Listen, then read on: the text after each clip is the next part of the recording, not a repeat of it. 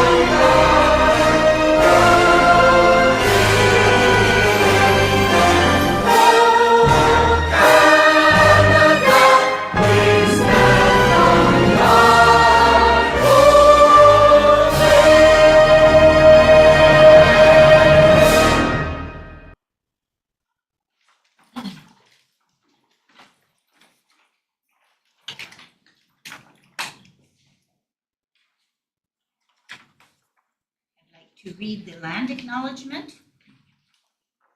Welcome to Grand Yellowhead Public School Division, a welcoming place for peoples from around the world. I wish to acknowledge that the land on which we gather this morning is Treaty 6 territory and is a traditional meeting ground, gathering place, traveling route, and home for many Indigenous peoples. We also acknowledge Treaty 8 territory, where some of our families, schools, and staff are located, and from where they may be joining in today's meeting located here in Edson. And we also want to acknowledge the Winawak Nation and Mountain Métis in Grand Cache. And good morning again, everyone. Absolutely a beautiful time of year. Leaves are changing, it's so pretty. The elk are bugling in Jasper. They're magnificent. So anyway, welcome again. And before we begin, I would like to introduce 2 new faces at our leadership table this morning that we are delighted to have joined us. First of all, Tash Taylor, who is our new Secretary Treasurer. We're so pleased that you're here. Welcome to Grand Yellowhead. And sitting beside her is Trudy Rollins, our Assistant Superintendent in HR, and welcome to you as well. So you've joined a wonderful school division, Grand Yellowhead Public School Division. So welcome to the team. Thank you. As we begin the second board meeting of this school year, I'd like to extend my sincere gratitude to all Grand Yellowhead Public School Division staff. Your hard work in welcoming students and families back to school through various events, including barbecues and meet the teacher nights, has been instrumental in fostering strong connections and celebrating the start of a new learning year. The board also wishes to acknowledge the many students and staff who are actively contributing to the Terry Fox Foundation this month through various runs and walks. This year, our communities will participate in municipal and school board elections. The board is pleased by the significant number of candidates who have expressed interest in serving as school board trustees across the division. Nominations are open until noon on Monday, September 22nd, with the election scheduled for October the 20th. We encourage everyone to visit our website for more information on the candidates and the election process. I'd also like to take a moment to acknowledge a historically significant month. Across the division, we hope everyone will be able to attend local or regional events that mark the National Day for Truth and Reconciliation on September 30th, also known as Orange Shirt Day. The goal of Orange Shirt Day is to raise awareness of the intergenerational impacts of residential schools on individuals, families, and communities, and to promote the message that every child matters. GYPSD staff and students will be wearing orange and participating in various activities throughout September as acts of reconciliation. And finally, Sunday, October 5th marks the 35th anniversary of World Teachers' Day. This global celebration is a time for all of us to recognize and express our gratitude to educators for their vital role in shaping our students' futures. Before we proceed, are there any changes to the agenda, trustees? Trustee Bobilik? I'd like to add, please, under action item 7.2.8, ad hoc committee, Wildwood Transportation. Okay. Any other additions or changes, trustees? All right, seeing none, can I have someone approve the agenda with the addition of 7.2.8, ad hoc committee, Wildwood Transportation? Trustee Caputo, all in favor? Okay, thank you. And the minutes of the regular board meeting of August 20th were circulated. Were there any omissions or errors, trustees? Seeing none, those are approved as circulated. And now we don't have any business arising, or we don't have any delegations today. And we are on to action items.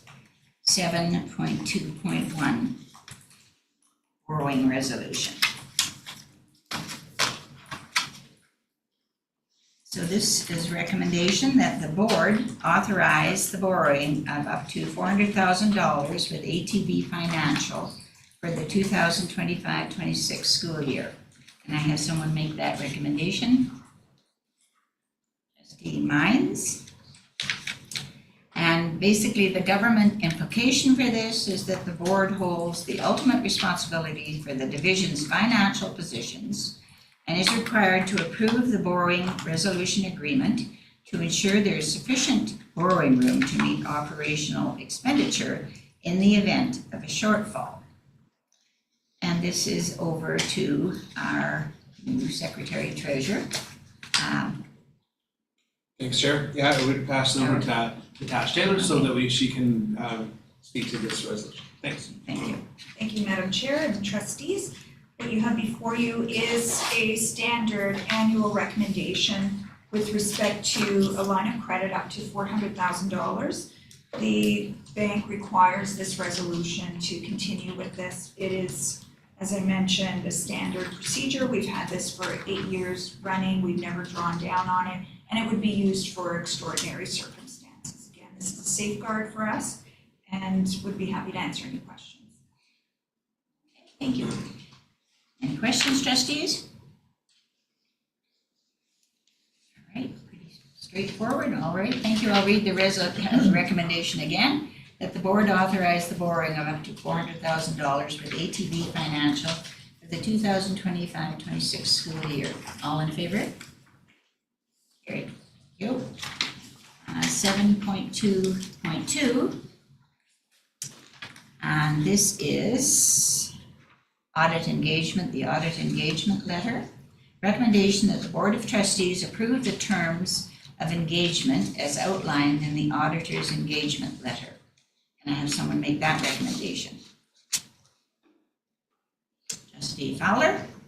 All right, and this is over to Superintendent Scobie.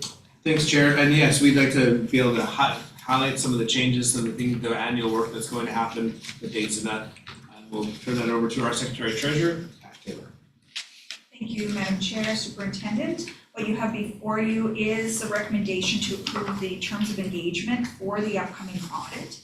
This is a requirement or a request from the auditor. Now, the board has already appointed the auditor, but this is an acknowledgement that the board is aware of the work that they're going to undertake. The audit will be performed October 20th to 24th, so in a month's time. And the letter needs to be signed, but this is really the scope of the work. And the auditor just wants to make sure that you've been made aware and acknowledge that this is what they will do. And again, would be happy to answer any questions. Okay, thank you. Any questions, trustees? Okay, again, I think pretty straightforward. Seeing no questions, I'll read the recommendation that the Board of Trustees approve the terms of engagement as outlined in the auditor's engagement letter. All in favor? Okay, carried. 7.2.3, general elections, special ballots. Recommendation that the Board of Trustees, in accordance with Local Authorities Election Act 77, approves the acceptance of special ballots for the 2025 election. Can I have someone make that recommendation? Trustee Mines? Okay, this is over to Superintendent Scobie. Thanks, Chair. So one of the things we know, especially in the work that we've been engaged in the last little while, is the significant work that it takes to put on an election, far more than I think many people realize. And this, we've asked Nikki Gilks to be our returning officer and Katie Brooks to be the substitute returning officer. They have done significant work with both Yellowhead County, the municipalities as well, to ensure that that everything is going to, that all the candidates that have submitted their packages all meet all the requirements. They've talked with each of the county and the municipalities to make sure that we're working within their goals where they're going to be polling. And Nikki's going to prepare for us has prepared a couple of reports that she would like to be able to explain to you. But I just wanted to make and just underscore the amount of work that has happened in this last little bit in order to successfully meet all the requirements of our of the elections that are upcoming. To you, Nikki, please. Yeah, so there's a few different things required by legislation to make sure that we meet certain deadlines. As you know, you made the ward bylaw back in November, and you made the bylaw in June. And this time, there's two more motions, and this is if the board requires or would like to do special ballots. And then the second motion up today, of course, is by advance vote, if you require that as well. Both of those have to be done in time for this board meeting. So for special ballots, it's really for those people that are unable to vote either during advance or during the regular election. Historically, we have allowed for special ballots. The last two elections, we haven't had anyone use the request for special ballot. However, it is a standard that we allow that to be available for people that wish it.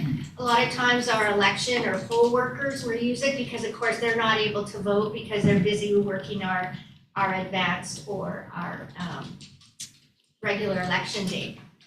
So I'm bringing forward, what'll happen is if the board does approve it today, I have everything ready to go. Applications will be available. They have to fill out a form. It will be available on the website as soon if you approve the motion today. But they will not receive their ballot, of course, until after nominations, so that we know exactly who is on the ballot. But they will be able to apply, and it goes through everything on how we do it and how we respond back. So happy to answer any other questions regarding special ballots. Trustee Boblett?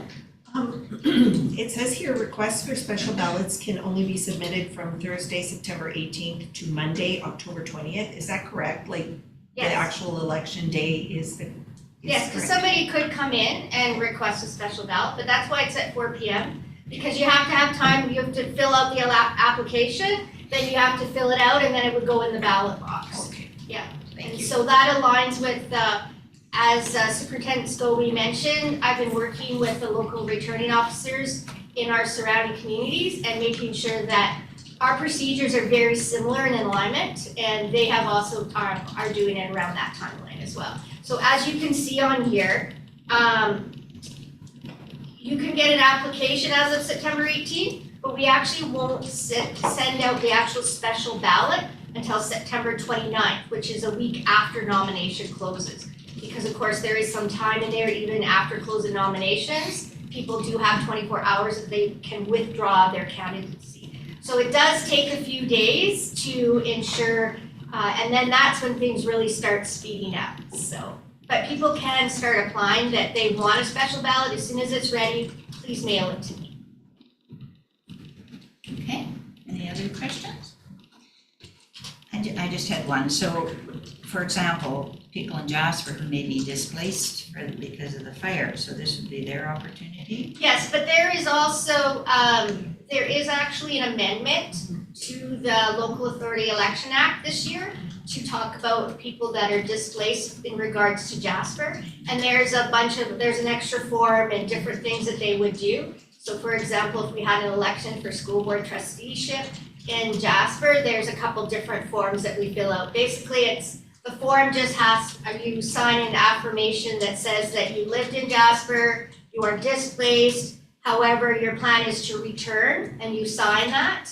And then you're allowed to vote in the Jasper election. That will go for municipal as well as school board.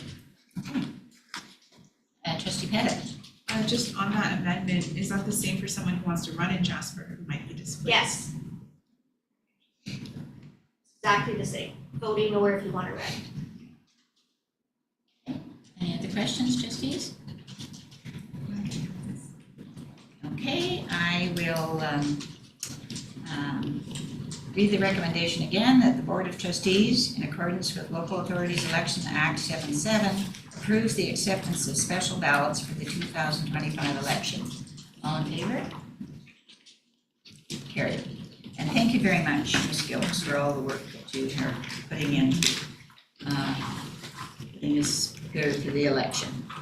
And 7.2.4 is also about the election, 2025 general election advance polling.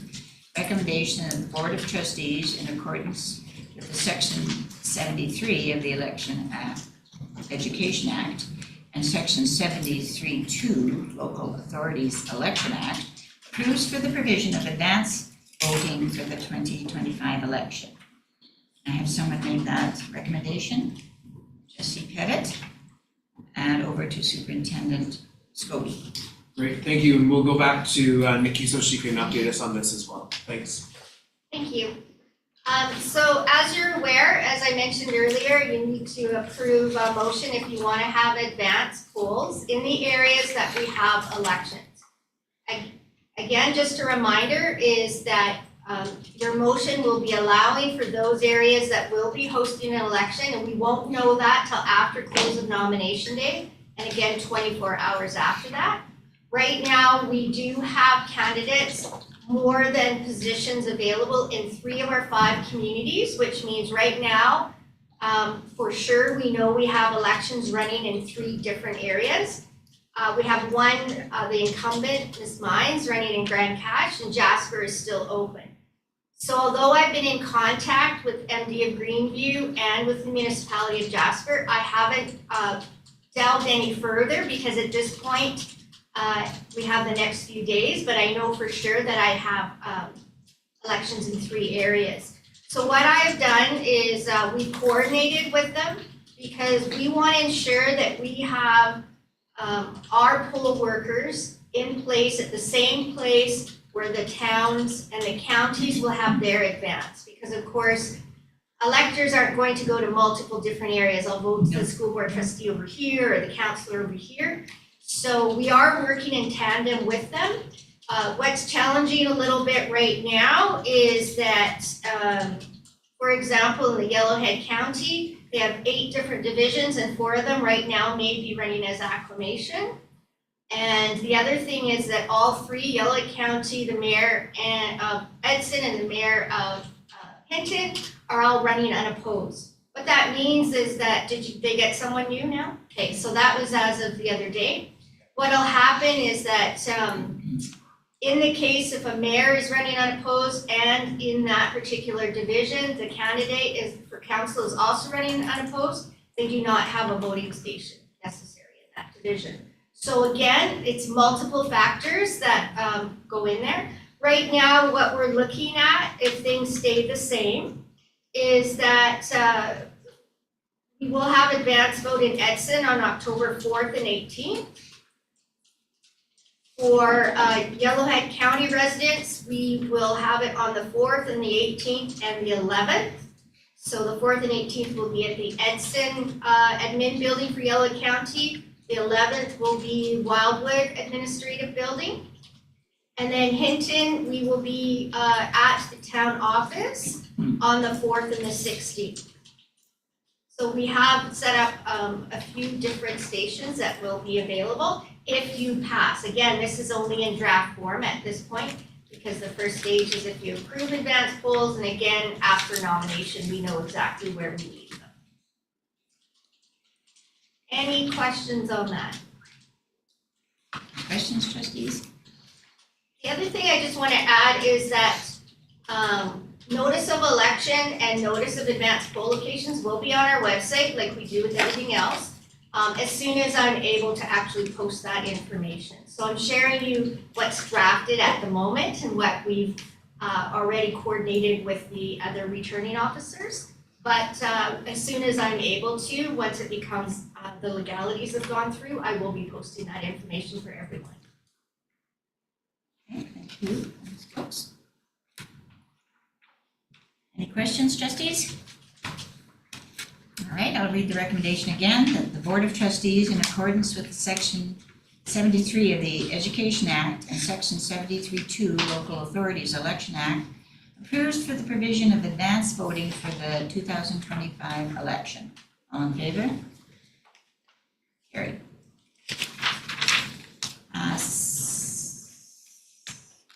7.2.5, update to policy 05, role of the board chair. Recommendation that the Board of Trustees approves the update to policy 5, role of the board chair. Can I have someone make that recommendation? Trustee Bobbler. And this is over to the board chair, policy chair, Trustee Bobbler. Thank you, Board Chair. So policy 5, the committee is making a recommendation to add just one more bullet, and that is recognize strengths in board members and encourage trustees to take leadership roles. We wanted to do this kind of as succession planning for our board members. So if there's any questions, that's. Any questions for Trustee Bobbler? And vote 18. Seeing none, I will read the recommendation again, that the Board of Trustees approves the update to policy 5, role of the board chair. All in favor? Okay, thank you. 7.2.6, update to policy 07, board operations, that the Board of Trustees approves the update to policy 7, board operations. Can I have someone make that recommendation? Trustee Bobbler. And again, I'll turn this back over to our policy chair, Trustee Bobbler. Well, thank you, Chair. The recommendations coming forward from the policy committee, there was a few on this one. Excuse me, we added that under trustee compensation number 12, subsistence, travel, and kilometerage are in accordance with the provincial government approved rates. And since their rates went up, we changed our rates both under travel and subsistence to meet with the provincial standards. And also too, we added to our per diem a 3/4 hour, so 0.75, for days that are under 6 hours. between 4 and 6, sorry. And then our other was we removed 12.8, which is trustees will receive $266.67 per month to offset the federal government decision in 2017 to remove the 1/3 tax exemption. That should have been removed after the first year. So we just cleaned that up.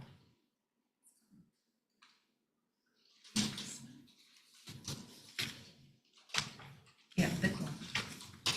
Any questions for policy chair? All of it, trustees?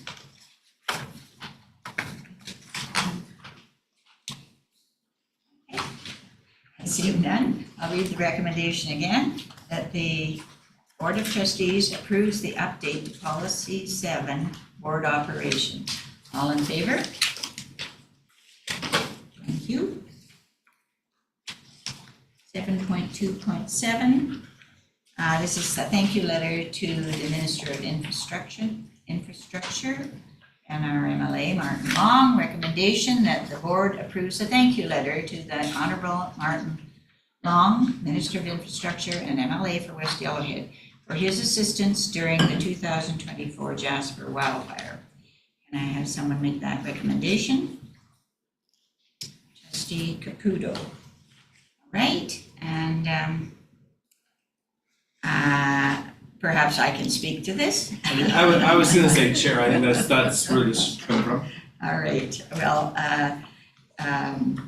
we just wanted to, we actually met with MLA Long and his assistant, and of course, he is now the Minister of Infrastructure, so we met with him in August, I think it was, and certainly conveyed our thank you at that time, and gave him a copy of the Facility Focus magazine, which highlights the excellent work that was done by our facilities director, and others to expedite the time that it took to open the Jasper schools. Because after the fire, the original estimate that it would be months until our schools were open, because all of the ceiling tiles had to be replaced, because the particulates got into them, and that was a massive job.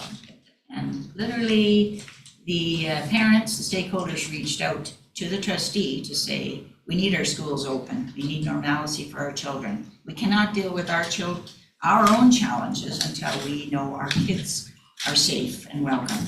So there was a huge push by everyone to have that happen. And it was literally, there were hundreds of people in the buildings, literally.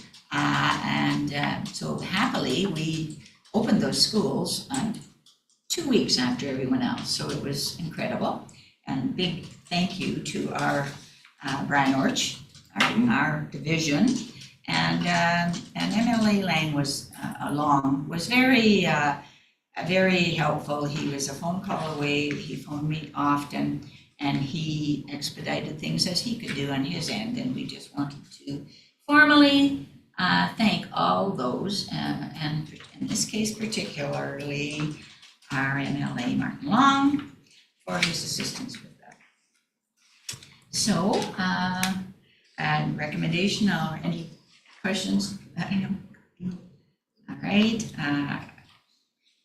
I'll read the recommendation again, that the board approves the thank you letter to the Honorable Martin Long, Minister of Infrastructure and MLA for West Yellowhead, for his assistance during the 2024 Jasper wildfire.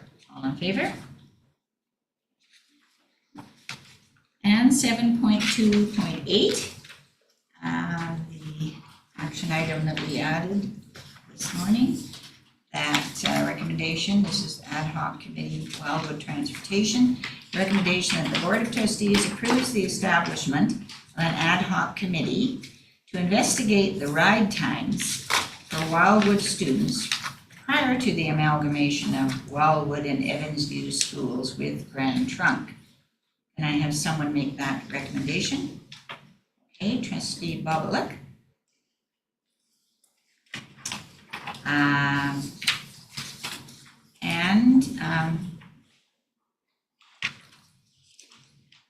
I'm going to turn this over, I guess I'll turn it over to you, Trustee Bobolik.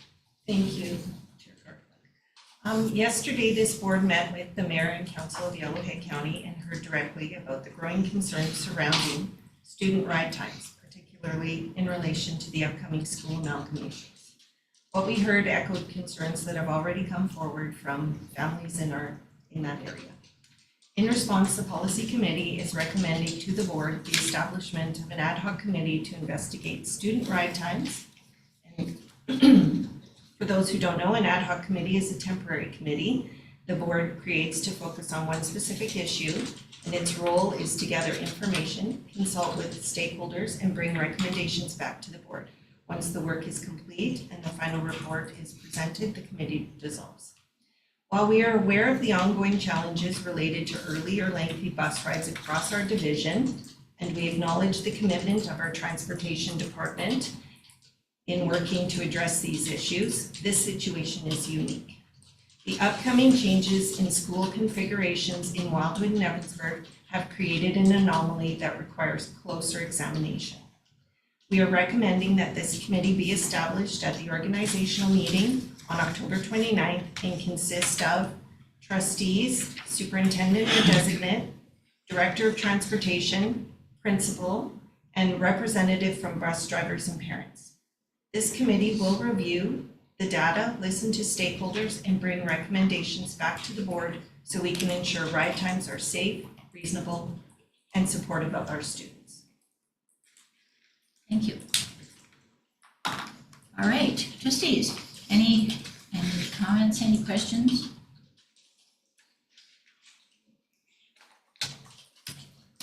Superintendent Scobie? I think part of the work that we're gonna do within operations is to work within, to bring our people forward to be part of this committee to ensure that we have some data that comes, we have the ride times that are there, potential solutions that would be coming forward.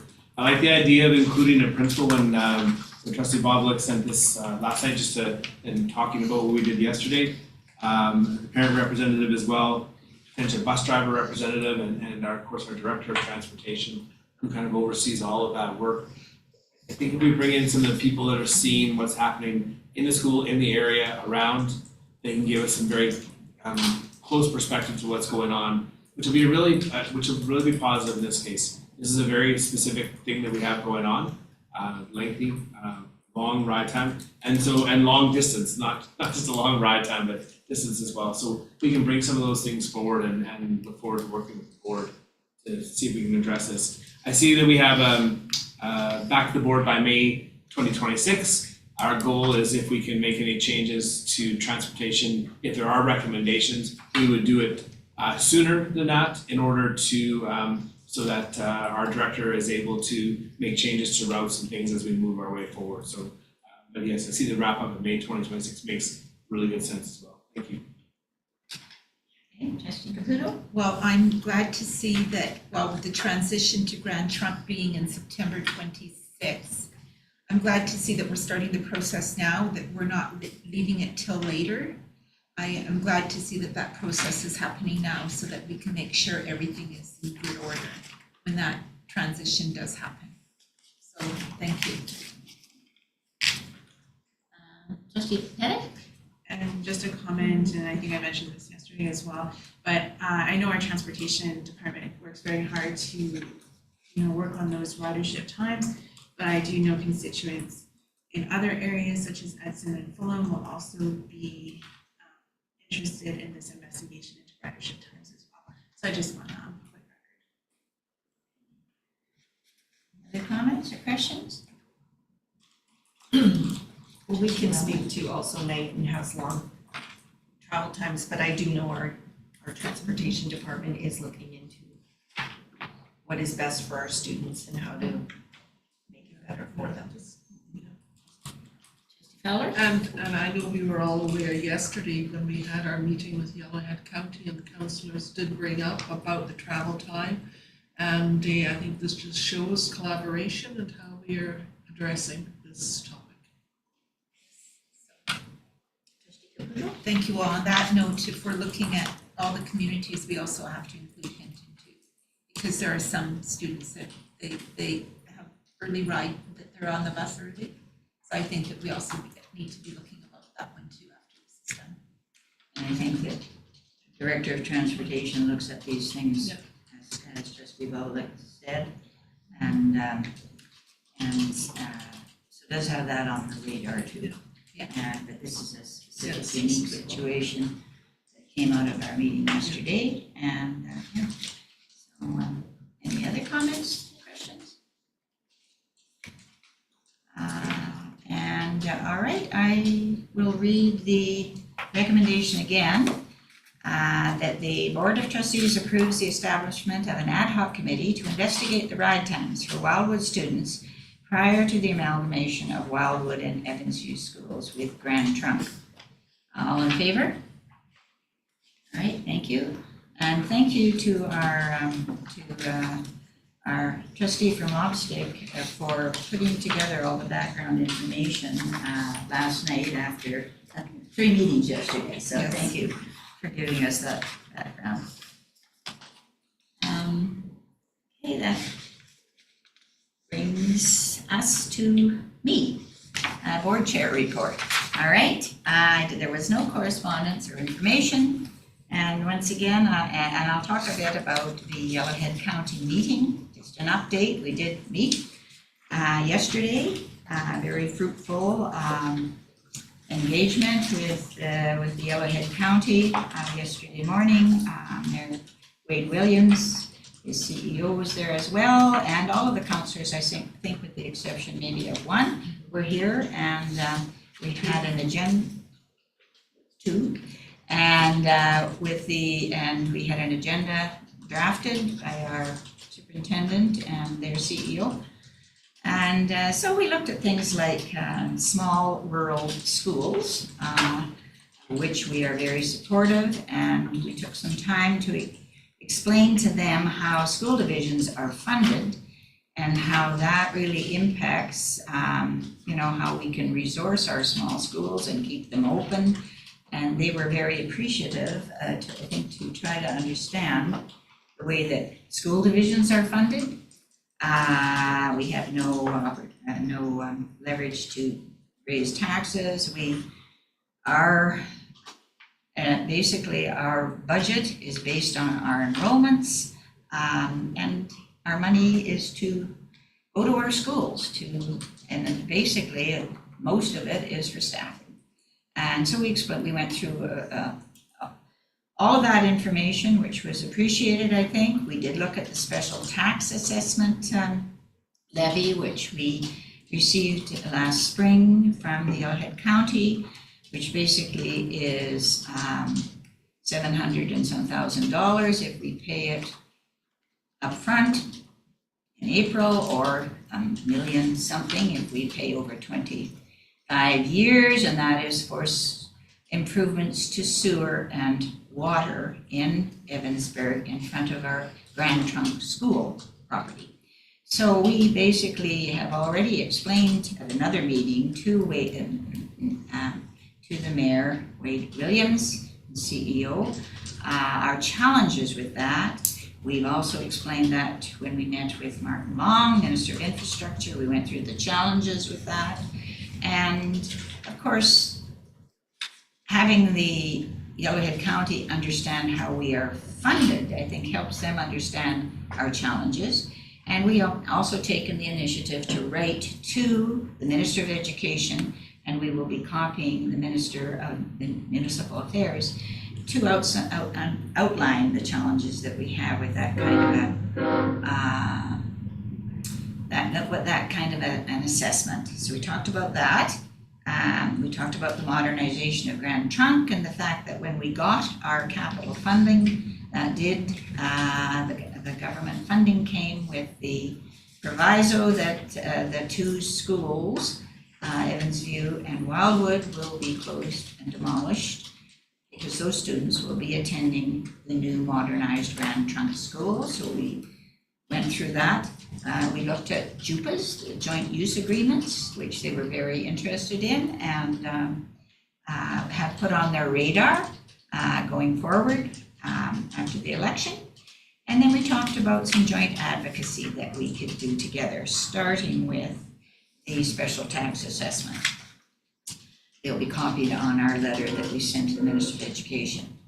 So it was a really fruitful, great meeting, and we really appreciated them coming to meet with us. Anything I missed, trustees, or? And of course, the other thing is that the value of that kind of a meeting is that the whole transportation problems, concerns, issues in Wildwood came to light, and then Trustee Boboluk has added the motion this morning so that we can act on that and look into the concern that is an issue with parents and those in that area. So because of that meeting, we've been proactive to look into a concern that was raised. The beauty of getting together. Superintendent Scobie. I think one of the things you could also highlight that is that comes from this as a board that you've talked about is you've talked about your desire to meet with the other municipalities on a more regular basis, especially as soon as the elections happen. And I think that just takes it further. We had a great meeting with Yellowhead County yesterday that has actionable items coming from it and common goals that we have. And you have that same desire as a board to move forward with all communities. And so for all communities that are out there that are listening to know that Grand Yellowhead wants to meet with everybody and work with everybody. So that's something else that you brought forward that this leads to as well. Yeah, thanks for mentioning that. All right, and 8.1.2, I did want to highlight the election again. One of the things that the board has wanted to do since the last, well, it was before the last school board election actually, was to advocate to our public about the role a school trustee plays in their communities and the value of trustees and to have the board. Because often people do know what the mayor and councillors do, but they don't know about the work that a trustee does. So we did a lot of work before the last election. We then continued. We developed we had a video made to help get that idea across to our constituents. And actually, we think that we're kind of patting ourselves on the back a little bit because we're going to have some robust elections, and certainly we have elections happening in at least 3 of our communities, and people are interested. And so I think that we are helping our communities understand the value of stepping up to the plate and working on behalf of student learning and supporting Grand Yellowhead Public School Division. So on that note, we're going to show the video one more time. And because we still don't have anyone filing their papers from Jasper, although the word is out there. Hopefully we will. And so we will watch the video again.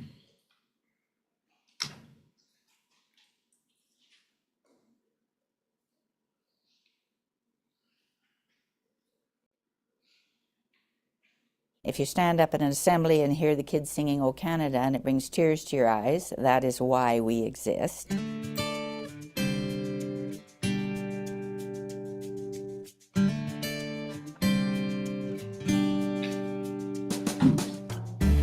You asked a really good question, is what do we do? We're governors for education in our division.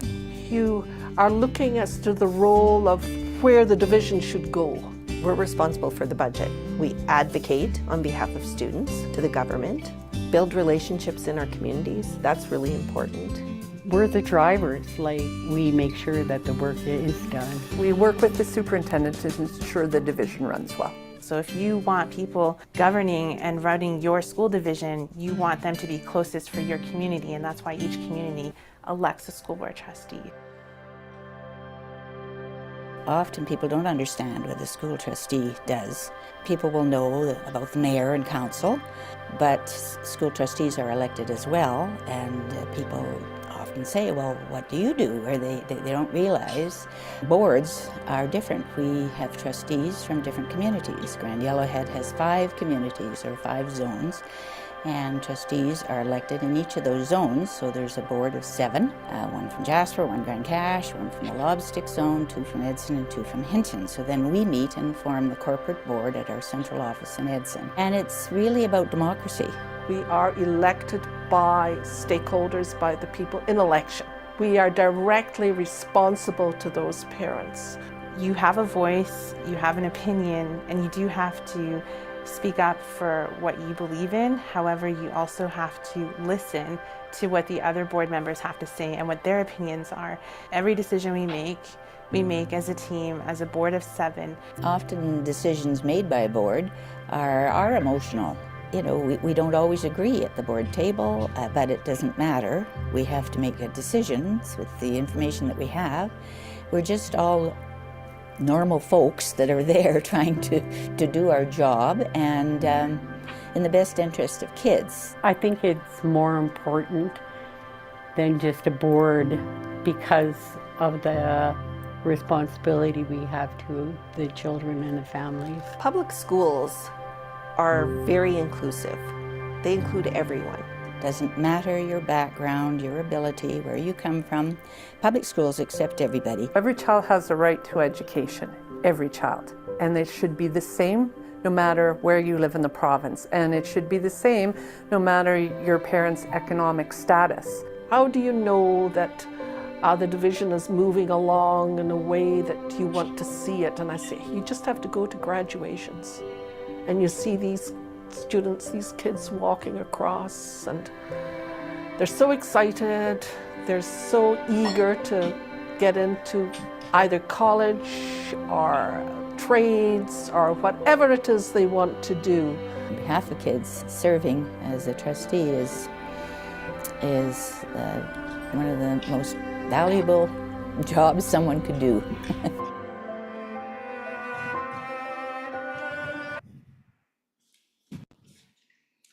Okay, thank you. And there's less than a week for people to file their papers until the 22nd at noon. I also wanted to mention that when I went to the activities in Jasper, the Welcome Back activities, I had comments appreciating, well, it was staff who had seen the video and had to thank the board that they appreciated the information and the promoting of what a school trustee does. And someone also said, and it's part of the grade 6 curriculum, Yes. so now they can use that when they talk about local government, so. Okay. All right. Superintendent's report, over to you, Mr. Scobie. Thank you. So there's, I've read my report, which has been distributed, of course. I did want to highlight a couple things, if I may. The very first thing I talk about in the report are school visits. And when I was hired by the board and when I interviewed to do this job, one of the things I pledged was work with schools. And when I started to work in May and June, we really spent a lot of time within central office and worked on things that were here. But in the time that we have started school since the first weeks before and up until now, between Kara and Trudy and myself, we have been to all schools. I've met personally with all principals, and in some cases, multiple times with principals and multiple times at schools. And you can see a real difference in the way that the division is running. When the principals themselves have questions, they are getting answers very quickly. They're getting supportive phone calls. And this is a significant change in our division and one that we plan on continuing. When we talk about the ideas of the big rocks and what goes in the jar first, you gotta put that big rock in. This is one of the ones that we want to put in our supports for schools and that connection. One of the goals is to create a very homogeneous environment in the division, and that's part of what we're trying to do. So school visits have been has been and will continue to be a big thing that we are going to be proponents for. The second thing I want to talk about a little bit is Sheldon Coast School. So on the Wednesday night at the end of the day, video came from Jill Hammer, the principal, showing water spewing out of the ground in front of the school. and we had to close the school for 2 school days. And so contacted our Alberta liaison. Brian Orch was was the anchor to this project here. Left within about a half an hour from Edson with a gentleman who was able to do some of the digging, and they went up that night and they began work on the school that evening. So that was Wednesday evening, and stayed until Sunday afternoon until the water lines, not just 1 but 2 to future-proof it. Had everything was dug out, the leaks were repaired, the new work was done. They also were delayed by, I think it was, Jackie, a 24-hour closure of the highway. Highway was closed due to an accident, so none of our contractors could get up there to do the work. And so they just stayed and did everything and did it all. And so because of the work of Brian and his crew, all the contractors they brought in, school opened up with running washrooms. We brought in bottled water from the distributors from Jasper, but works out of Hinton. And so we had water within the school that was potable, and because our concern had been that we might have to close school for up to 2 weeks to get this to happen, which is a significant closure. So the work that they did was phenomenal, and without Brian anchoring that and doing that work on our behalf, I feel like it wouldn't have been done. In my newsletter, you'll see one of the pictures is a gravel picture of the gravel that's down. That doesn't exist anymore. Concrete went in last Friday, and the sidewalk and the thing leading up to the school has concrete on it, and at least the stuff has been leveled and done on the side so that it is very presentable and it is a proper entrance back into the school. So all within just a little over a week, 2 water lines dug out, found the leak, did the potable water test, worked with the MD. The MD was great. They came in and did that work. And so this is, I can talk about this lots. We've shared lots as a central leadership team. The work here was unreal, and we're very, very, when you walk up and you see it, you don't understand until you saw the continuous thing of pictures that came from them and the challenges that they had to overcome. So very proud of the work that we did as a school division, and all the liaison work that we did with companies to get water, to get the contractors, the MD of Greenview. All of it went really well. We had some great people that were working on it. So I wanted to highlight that as well.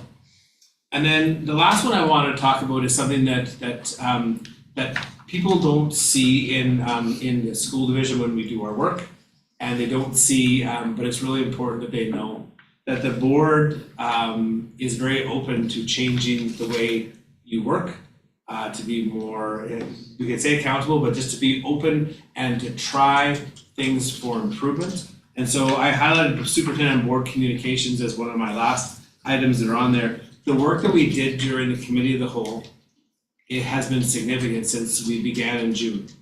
And people may not understand that, but when you listen to the board meeting and you hear the things that are going on, there's a lot of work of professional development and generative discussion that leads to the work of the board happening. And when we finish our public board meeting, we'll go back to do more committee of the whole work.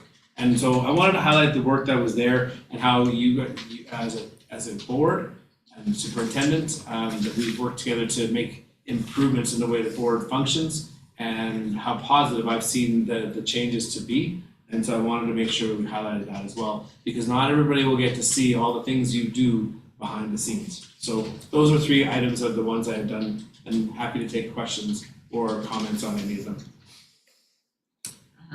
Okay, thanks. Superintendent Scobie. Trustee Caputo. Thank you. Superintendent Scobie, thank you very much for this detailed report. One item that you say here, and this would be on page 42, one of the things I value most in this role is building stronger connections between our schools, trustees, and the communities we serve. I would like to personally say thank you to you. You came to an event in Hinton on August the 25th. And that was at the Hinton Employment and Learning Place. They had a welcome back school event where they gave out packages of school supplies, and there was events that were happening there. And I'd like to just personally thank you, Superintendent Scobie, for attending, because I did have people that came up to me later and said, that was very nice that they said the new superintendent would attend this event. So thank you for that. Thank you. And also, I would like to also say thank you, if I may, and I know this is a superintendent's report, but also to Associate Superintendent Asha Meyer. She came last Friday to the Welcome Back picnic that they had at Crescent Valley School, and thank you for attending. It's very, very important that you, Superintendent, have that you and the two associate superintendents are in our schools so that our public can see that you are there, and also our staff can also see that you come, because it's very important about the working together, because it's what's best for our students. So thank you. Trustee Myers? I just want to say thank you on behalf of all of the residents of Grant County, the parents, and the staff at Sheldon Coast.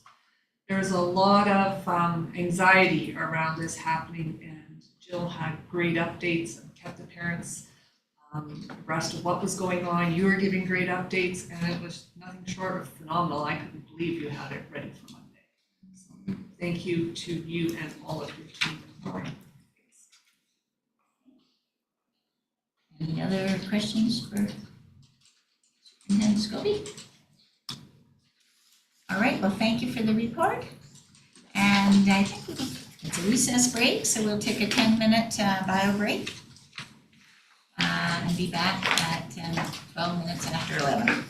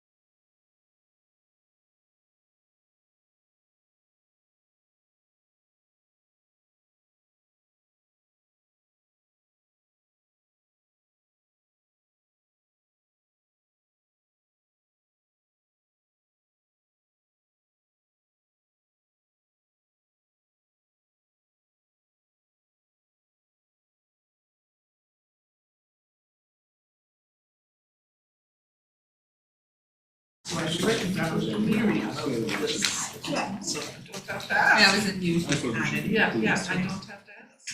Hey, I'd like to call us back to order.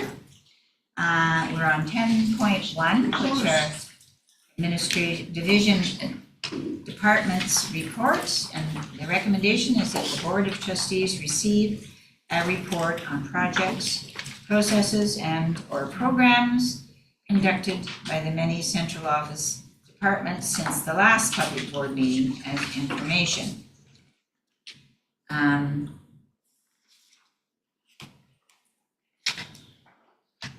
just for the benefit of our new secretary treasurer and assistant superintendent, we have these reports which the trustees can read ahead of time. And so people do not necessarily present their report, but trustees may have, as we go through each department, trustees may have questions. And we really appreciate the work that goes in to seeing what's been completed and what next steps are. So first is the department is finance and secretary treasurer. Taylor has provided her report. And trustees, do you have any questions? Trustee Mines? I know all the acronyms, but I can't figure out CLT. That's us, Oh, central yes. leadership team. Goodness gracious. Okay, thank you. Any other questions, trustees? All right, we're letting you off the hook easy. Your first Thank meeting. you, I appreciate that. On facilities, Mr. Orch isn't here, shall we? If there's any questions, I'll do my best to answer them. If any trustees have questions Did for you- facilities. Did anyone have questions for? Okay, seems like they don't. Technology, any questions for Mr. Lee?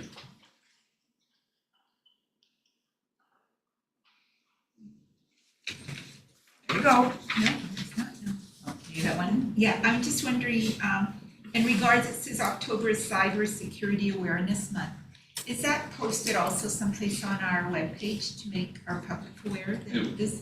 It will be, yes. Yeah, Sure, okay. it's supposed to be every year. Okay, that's good to know, so thank you. All right, on to learning services with Assistant Superintendent Ashenmeyer. Any questions? Trustees? Trustee Fowler? Okay, all I was wanting was a little bit more information. You got down the new teacher orientation part 2, PD part 2. Perfect, and that gives me an opportunity to officially introduce to our public who may be joining us online, and also to all the board members at the same time, Rayanne Miller, who is Teacher Consultant of Learning Services. So she is Assessment, Curriculum, Home Education, Indigenous Pathways. So I'm thrilled to have her aboard, and she can maybe share a little bit about what part 2 is, part 1 has happened, and then you might want to, Ms. Miller, share the new teacher update for them as well. Yes, thank you, Board. We have been working really closely with the Educational Technology Department for the new teacher orientation part 2. So we are offering it to our brand new teachers as well as teachers who have experience but are new to the division. And we have been working to ensure that the PD that we are presenting is in line with the assessment practices of the division. So learning services and technology services are working together to ensure that teachers have a very strong understanding of outcome-based teaching, outcome-based assessment, and then outcome-based reporting. So we are going to be working back and forth to be able to develop sessions that are streamlined to that. And we're really excited to be able to work with these teachers a little bit more intimately and to be able to continue to support them and give them the tools to be successful throughout the year. Okay, thank you very much for the information. Any other questions? I am just curious, I know that we have some labor unrest and we might have labor strike as of October 6th. I'm curious where we are in assessments, the early screens and whatnot that happened this month, and will they all be done in time for the report to get the funds? Absolutely. So Alberta Education for the early screens, K-3, the due date for those is the 29th of September. Yeah, so those will be the literacy and numeracy support funds, which have been drastically clawed back. Last year it was not as significant as it was the first few years of rollout. But that report goes in based on June's results. And that report is due September 30th. So those funds are not even based on this year's results. They're based on the at-risk students from June. So, and our other screens, most of the deadlines come before, with a little extension for our writing screens with HLATs. They will have the testing done, but we've given them time to, if they wish to mark them and put them in dossier on a PD day, which they have, if there's no action from stoppage of work, then they can use that PD day to input their results, collaboratively mark and input results into dossier. So we're well underhand with most of those. Thank you. Any other questions? I just had one. I attended the session with the draft curriculum on field testing information. Just, do we have anyone in Grand Rapids doing any field testing or? And maybe for the public to understand, this version of field testing is not field testing an entire curriculum. And in fact, our teachers do not get to pick which outcome or outcomes they will do. So when a teacher puts their name in, they won't know until the end, you were in that session, mid to late October, if they've been chosen to field test. And different than piloting a curriculum, this version of field test, and it's very clearly outlined in the Education Act, it does not have to be the whole curriculum, it can be portions. And Alberta Education has opted to just field test particular outcomes. So it isn't even testing the whole curriculum. It's teaching the current curriculum and then testing an outcome or a couple of outcomes that are either new or at a different grade level or ones that they want some feedback on. So it's a very different process than we've experienced before. And at this time, we don't have anyone. I do have concerns, and a lot of teachers and principals do as well, that there's no confirmation that if they field test an outcome, they're still writing the old PATs. So they're expected to teach the current curriculum and their students will be writing the PATs, but then they will be told which outcome they will be able to pilot in the classroom, which may or may not be a part of the sequence of the curriculum that they're currently teaching. So it's a very different process than we've seen before, for sure. So at this time, do I have a name or names? No, we do not. I was also curious if field testing did not preclude other things later on. If you do field testing for this, was there not something that you were not able to do later on, or did I misunderstand? No. Okay, good. That was one of our worries too, that you would do this part, but you may not be able to do something in the future because of it. Okay. And in any case, they'll be piloting. Yeah, there will be a So pilot whatever, here, if they're absolutely. interested. Okay, Yeah. thank you.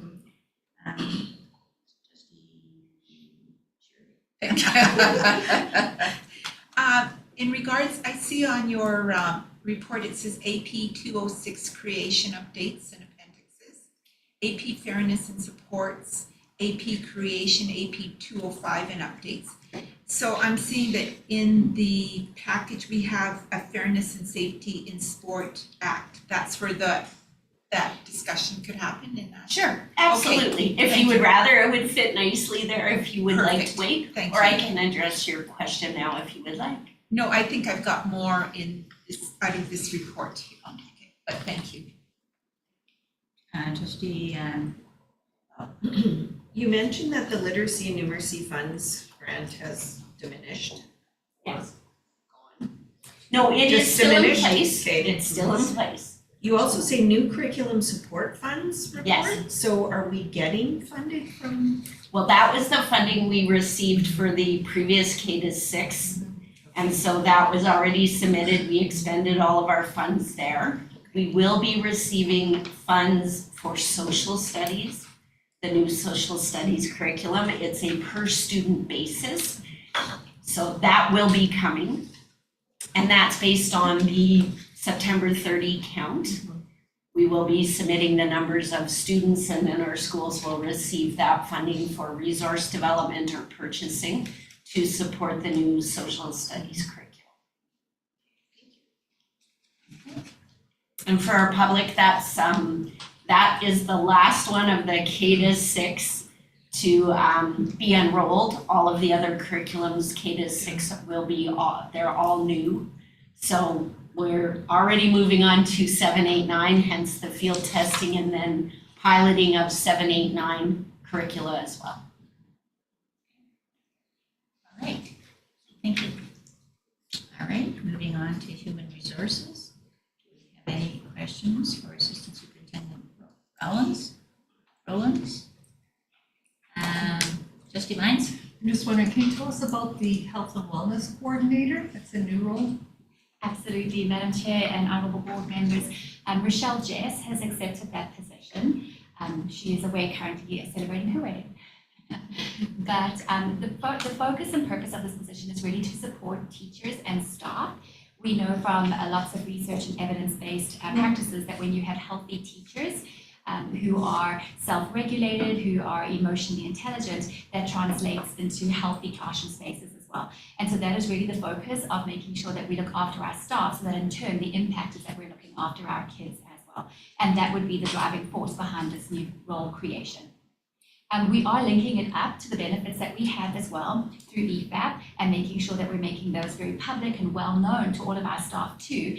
It's really interesting how many folks don't know what they're entitled to. So making sure that our teams and our staff know what they can get and know that there's a support base from central office as well that is going to work very hard to ensure that our teachers' mental health is taken care of and that their emotional quality of life is also taken care of. Thank you.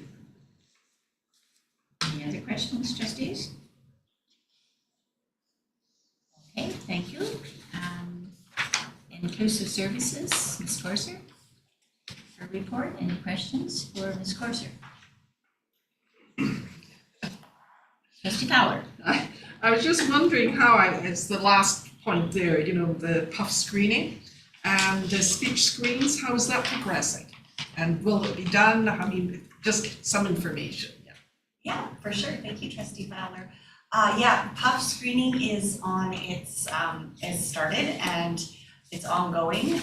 Some of our JK classes don't start till next week in Wildwood and Evansview. So that screening will take place. Andy Hinchy, our SLP, is ready to go out there and screen those JKs. And everywhere else in all of our other zones, the screening is underway.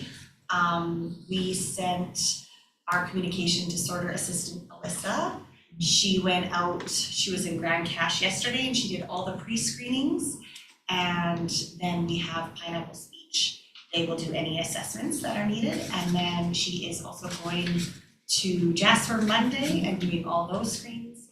And Hinton is already completed for Equal Mountain View. So, yeah, it's a busy time for our whole.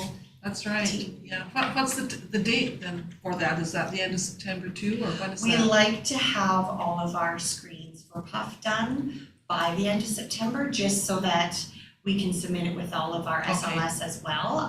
But there is a little bit of wiggle room to December 1st. Okay. So if we had any new registrations or anything, we can also catch them in that time too. Okay, great, thanks. You're welcome. Thank you. You have in here that you touch base with all new LSTs. Is there a big changeover with the LSTs, or We have 4 new LSTs in our division. We have a new LST at Pine Grove. We have a new LST at Parkland. We have a new LST at Evansview. And our 4th one, is in Grand Cache. It's kind of a transitional year, so where we have 2 LSTs there, the LST from last year as well. So we do sometimes have new LSTs in the role, but we make sure I spend a lot of time, and I've been spending a lot of time with them when we go over schools' whole school profiles. So that's all of the students on their caseloads. Thank you. Okay. Thank you very much, Ms. Mercer. And now we have the transportation report. Trustees, any questions for Ms. Van Neck? Trustee Mines? I'm just curious, I know that we'll get a more detailed report later on. I'm just wondering, have we gained or lost any routes across the division? Compared to last year? We had a larger contractor who decided not to continue working with us. So we eliminated 3 routes in the greater Edson area and shifted all those students around, and pretty minimal impact on ride times actually. And then 2 routes in Eaton that used to be contract or non-division routes. All right, any other questions? All right, thank you. And last but not least, does anyone have any questions for Ms. Gilks? Trustee Caputo. I saw the calendars, but would we be able to get a calendar if there is available for the board members? The print ones? Yeah, Oh, absolutely. I'm sorry. I thought you were given one, but I'll get them for you today. okay, thank you.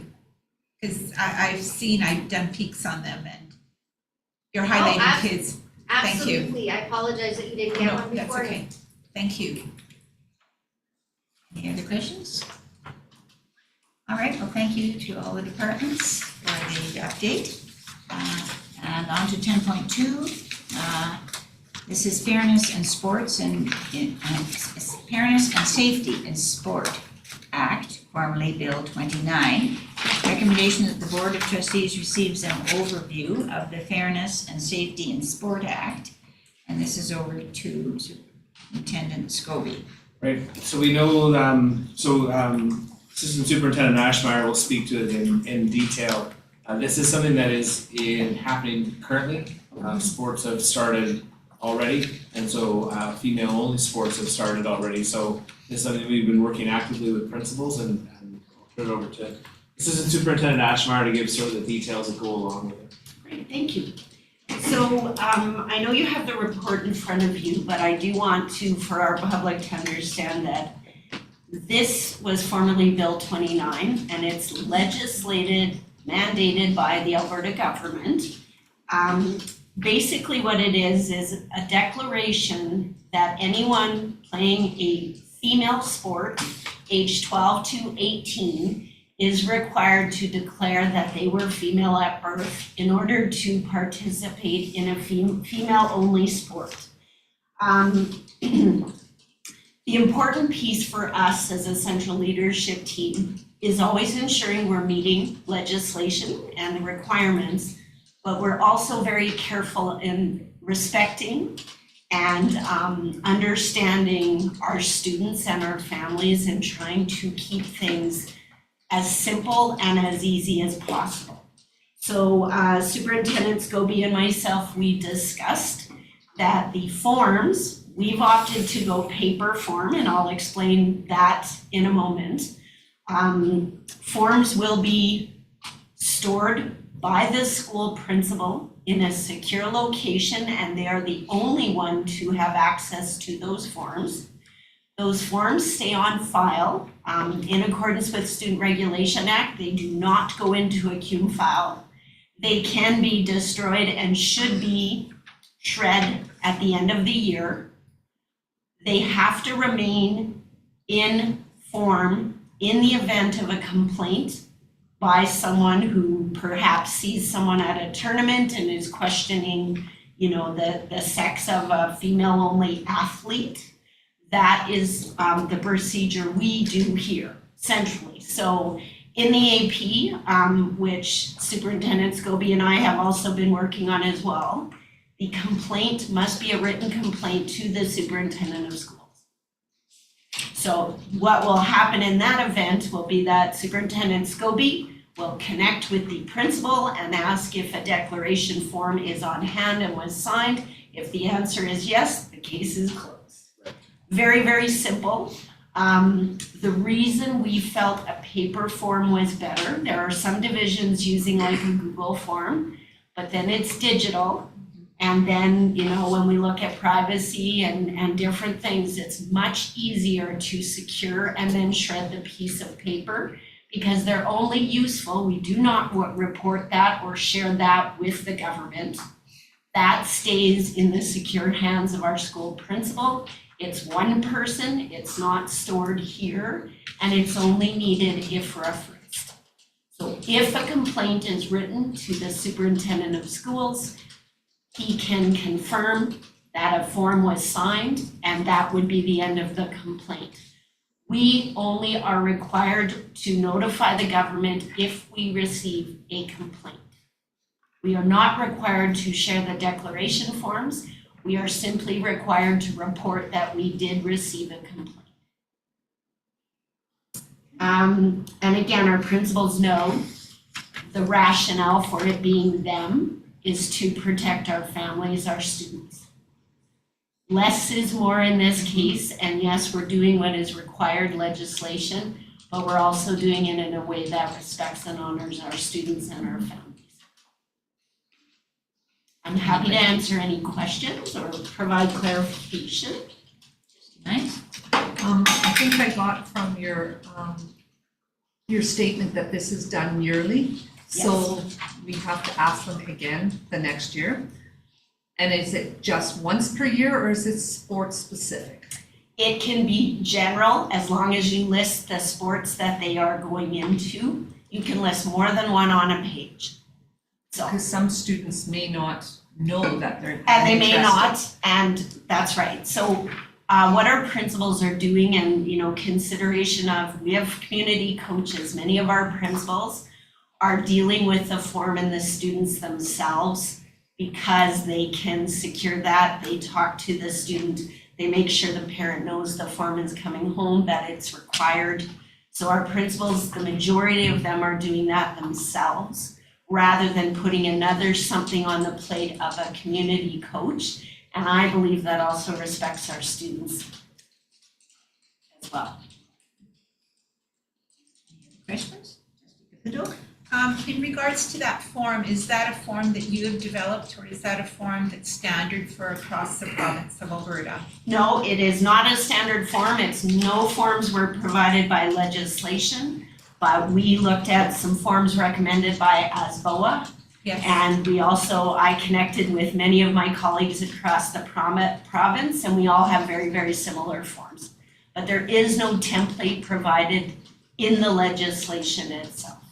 Okay, so I do have another one about those forms, like it would be like, say, okay, volleyball, basketball, and then say you wanted to do golf. So then, but you did put golf down, that you wanted to be in that sport. So what do you have to do? Does the parent? They can speak with the parent, they can speak with their principal. But golf in our division is not an individual female-only sport. So if they were doing golf, they don't need to sign the form. It is only for sports that have only female athletes. So it doesn't also for our We public. could add one more later on if you Yeah, as well. absolutely. Yeah. Oh, yes. Because a golf team, you could have 4 females on a team. Yeah, you could. So even if we say that they didn't know they were gonna play basketball, they can make an adjustment to the form. Because it's really what are the sports they're participating in, but the declaration is, were they born female? Okay. That's the declaration. It's less about the sports, other than that you know as a principal which female-only sports are in your school, and there should be a form that identifies that the student has, their guardian declared that they were female at birth. And it's not a form for males, it is simply for females legislated by the government of Alberta.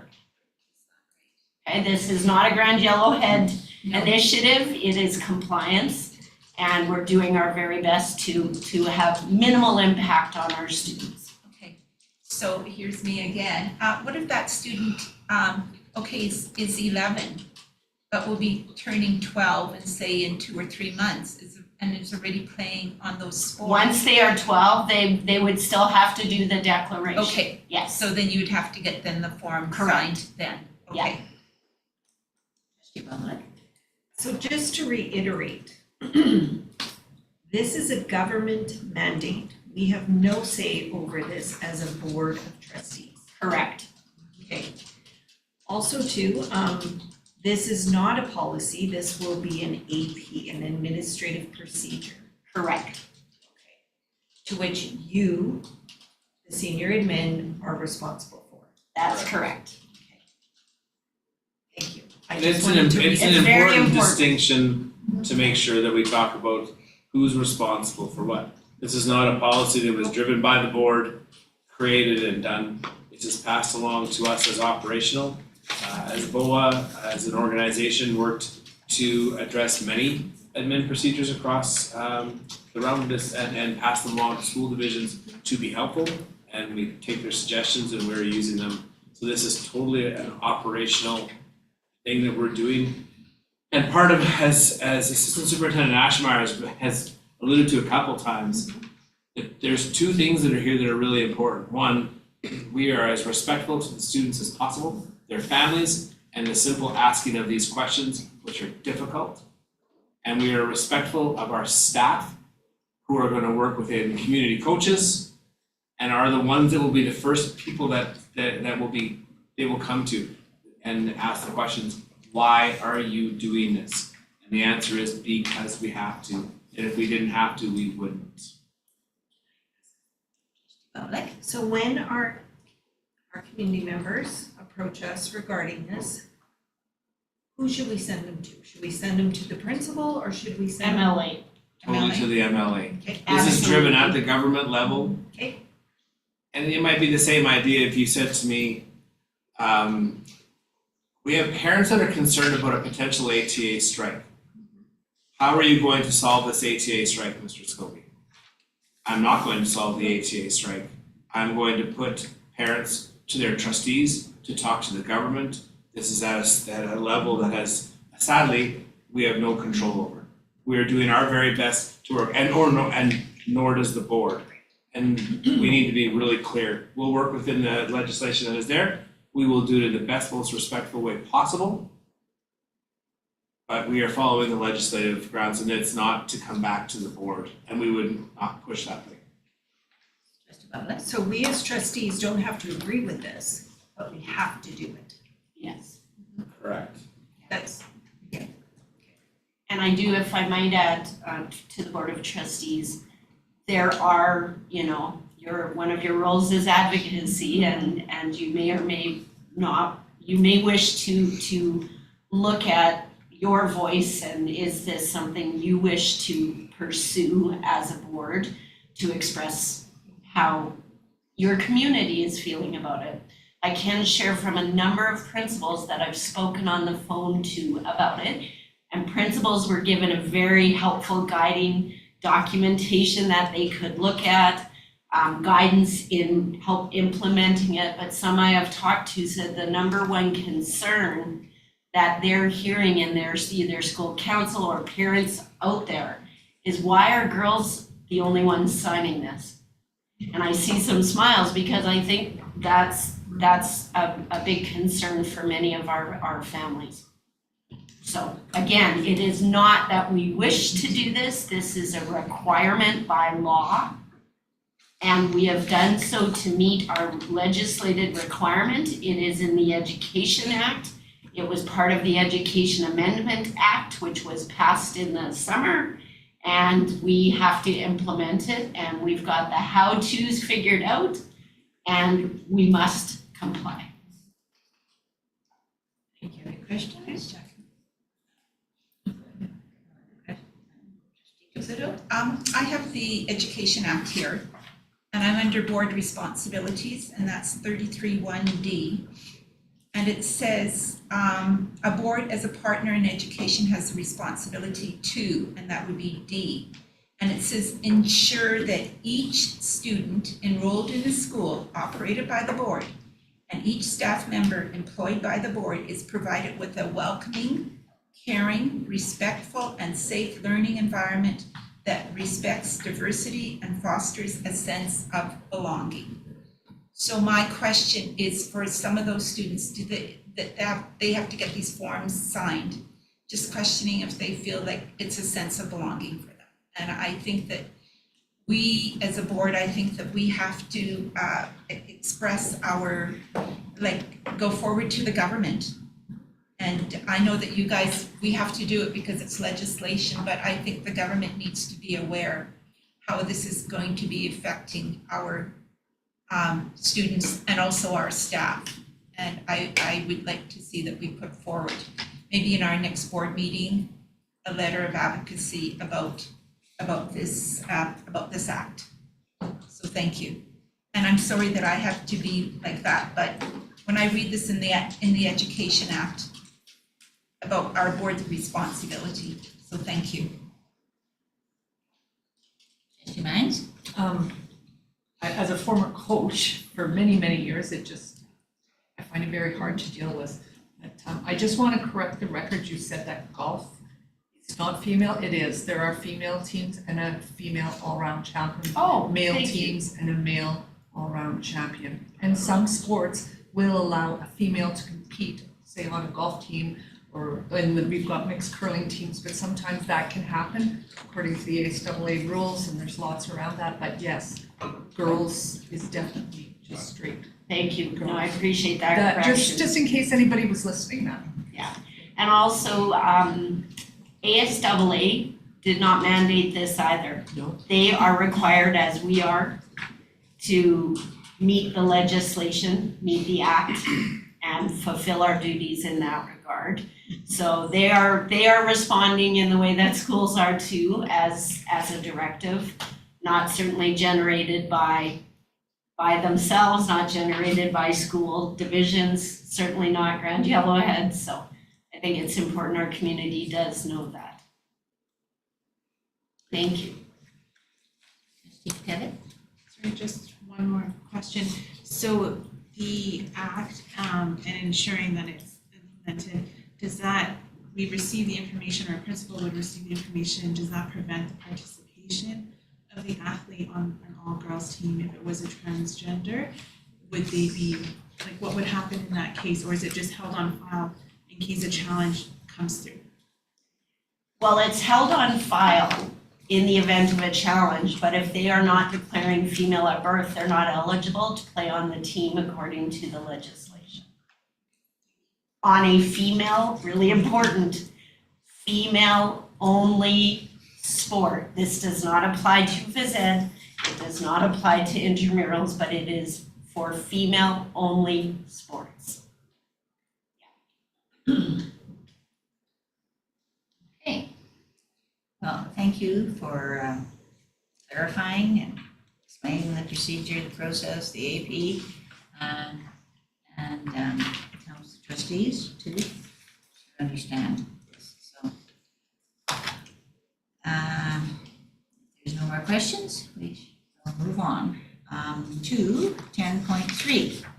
And this is ministerial order on standards for the selection, availability, and access to school library materials.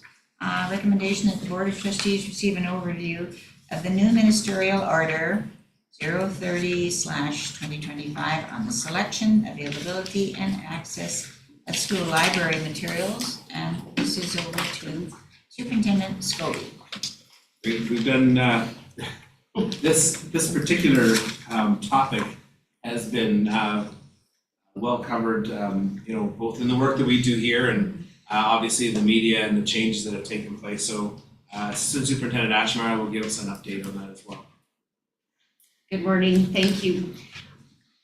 For a very quick overview, we went from very specific mandated definitions of explicit, non-explicit, a very clear legislated requirement to go through reading materials, which included text and narrative, to now the biggest change, which our stakeholders, our communities, our families need to know, is that the key change is that it is now a focus on visual depictions of sexual acts.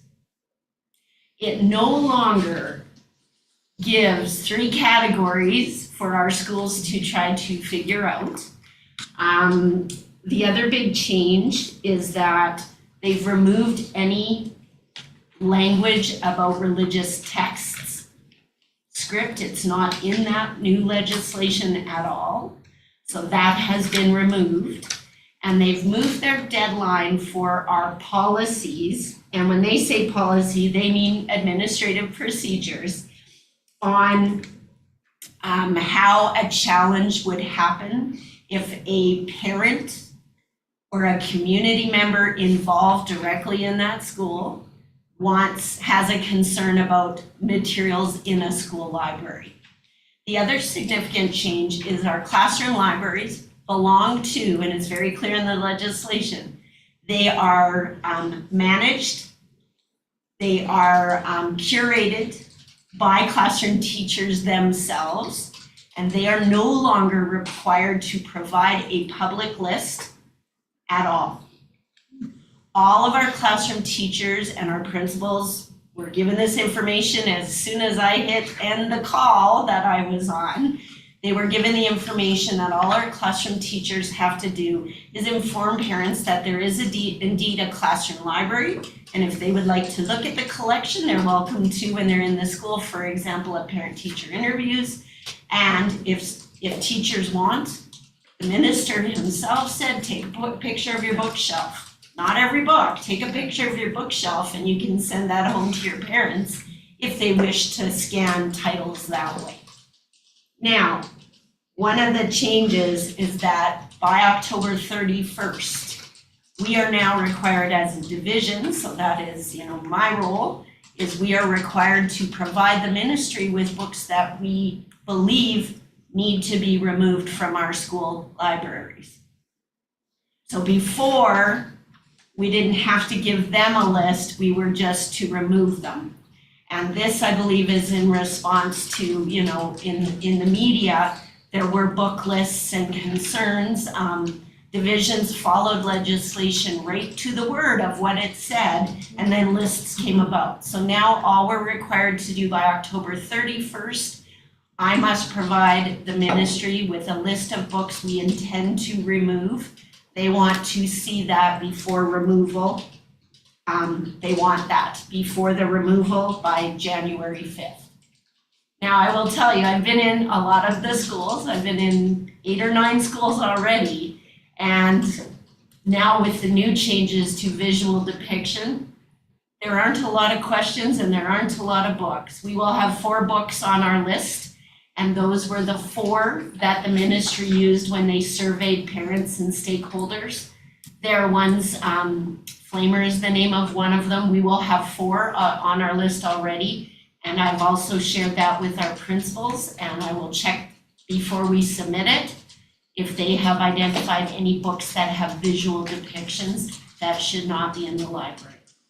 As a division, as a school, we still need the school lists of what's in their library. We need a divisional list as well.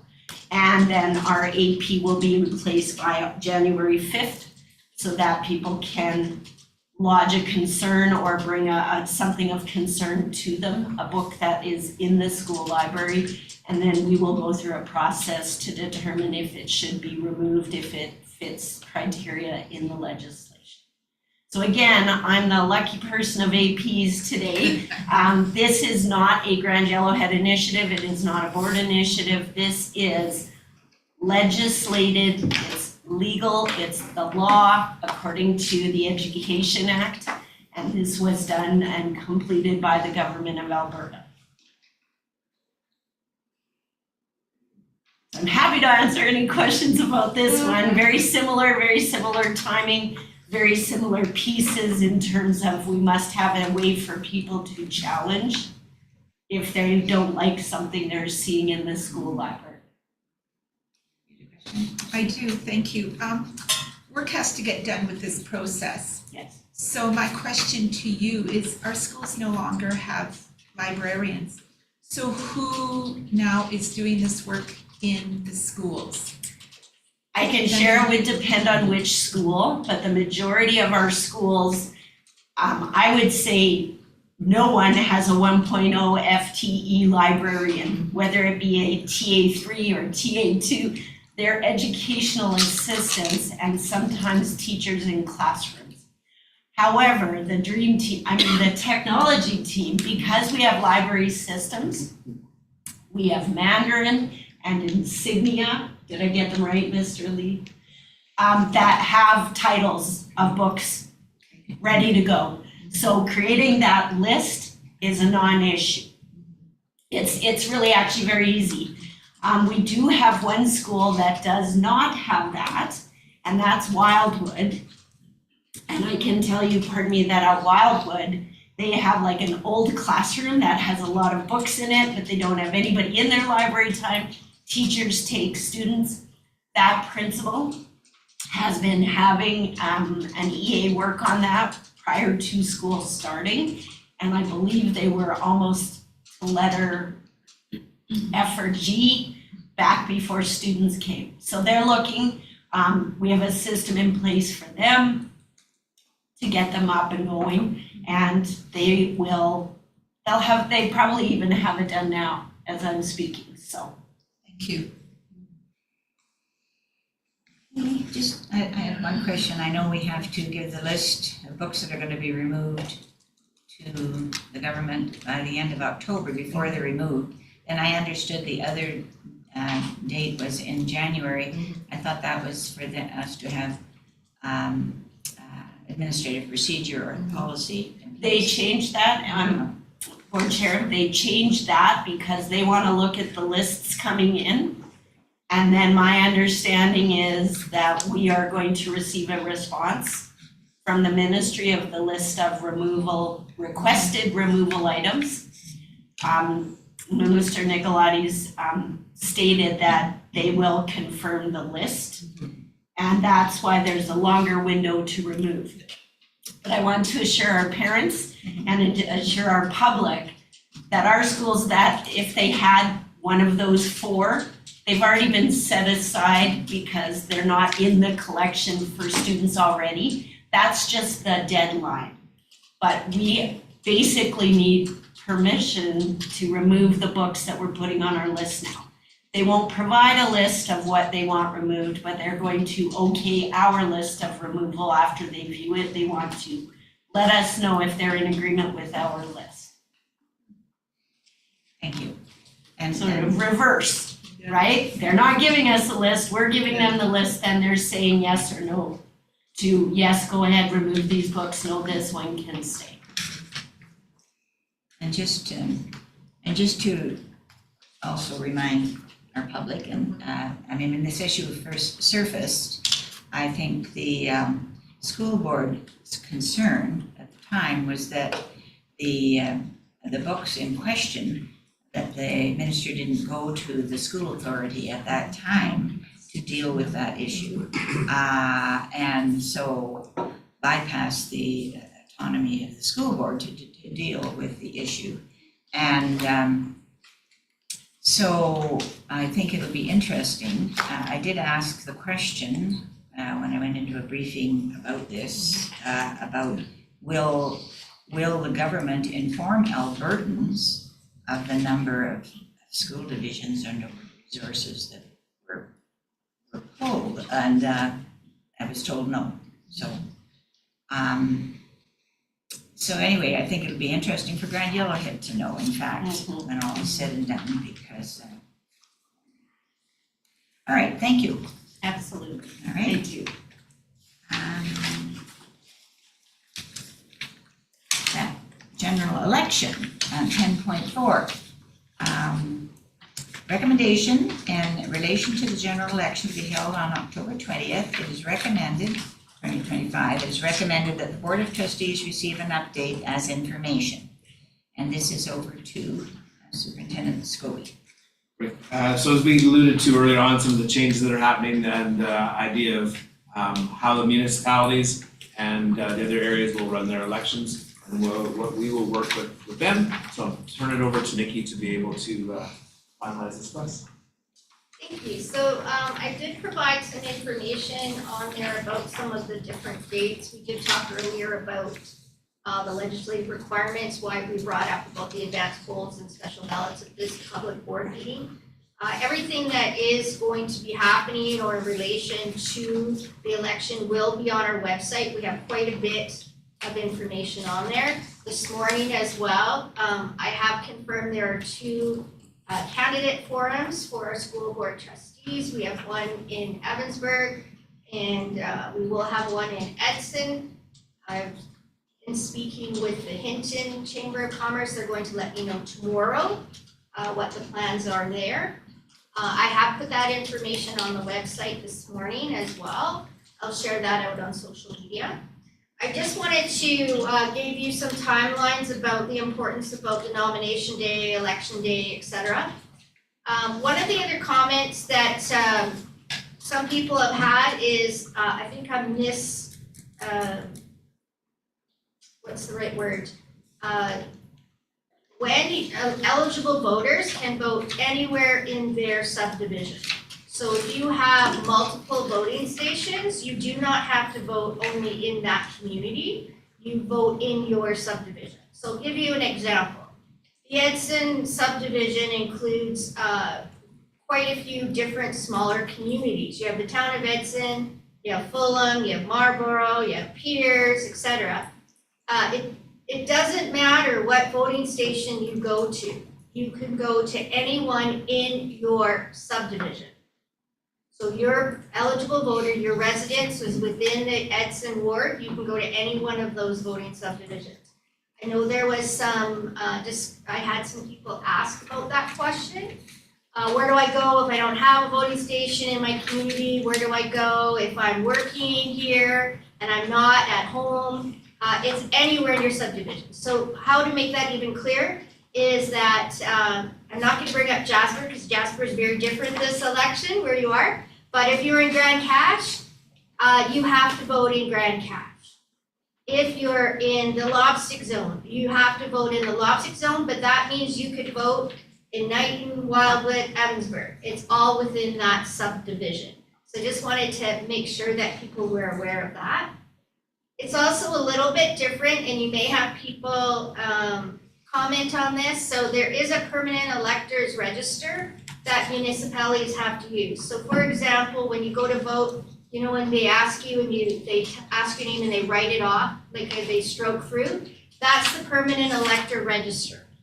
Because we are not running a joint election, which means that we are running our own, school boards are required to actually have our electors fill out a form.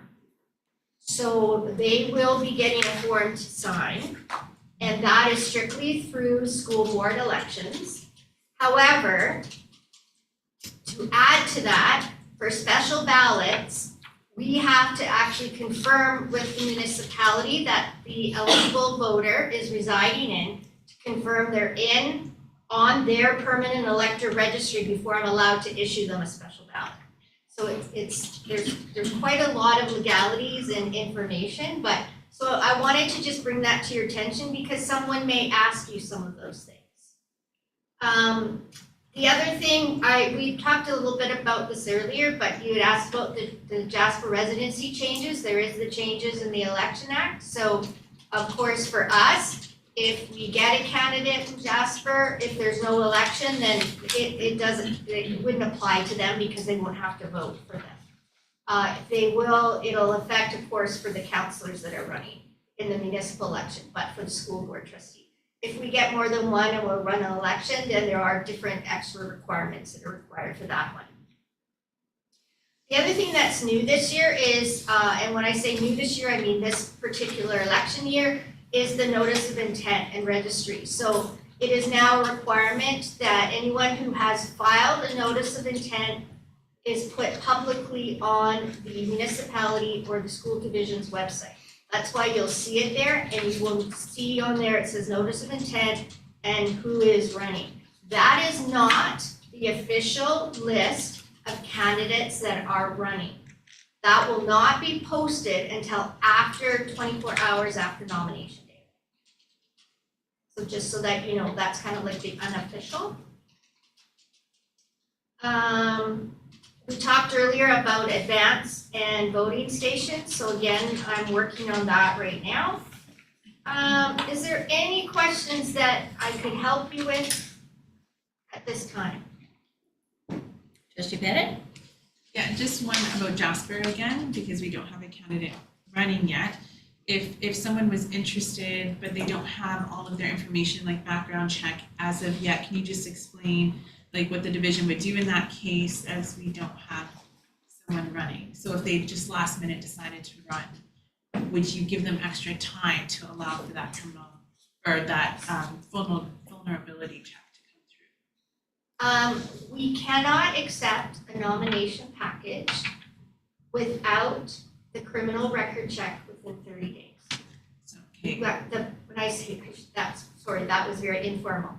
The board made a resolution that you must have a criminal record check, just like you must have a minimum of 10 electors on your voters candidate. By September 22nd. Pardon me? By September 22nd. By September 22nd, noon, September 22nd.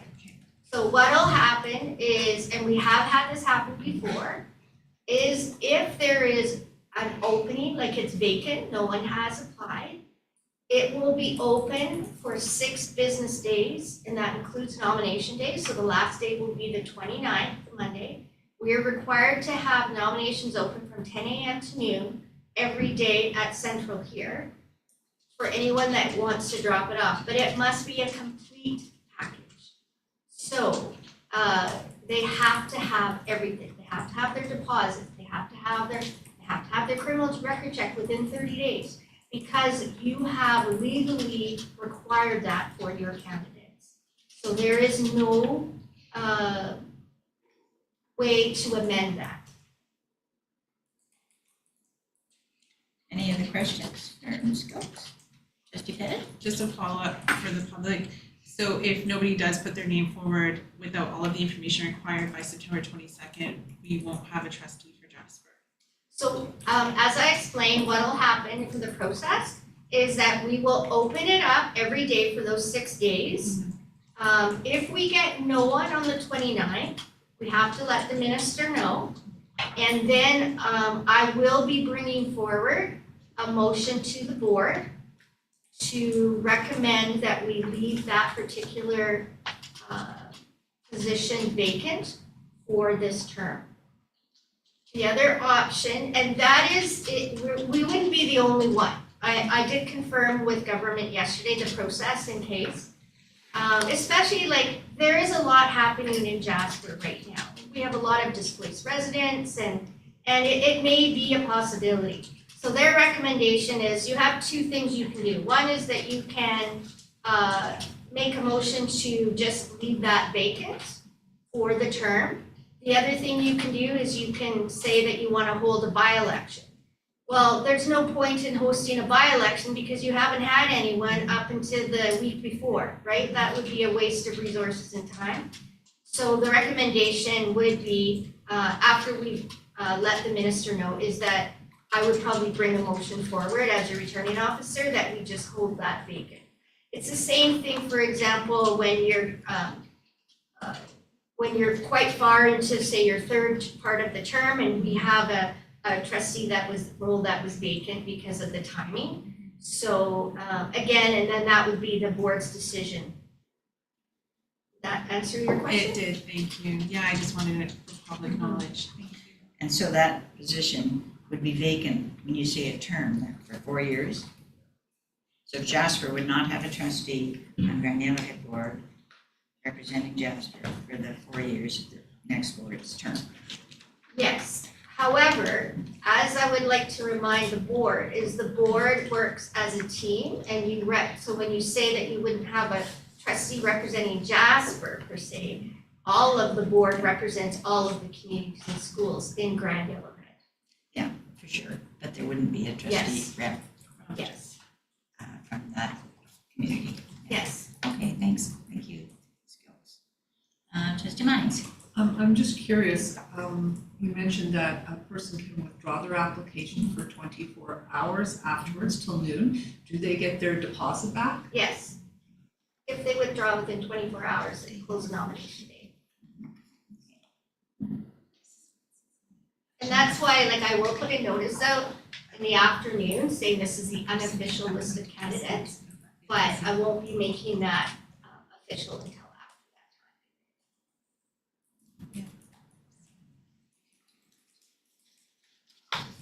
time. Thank you.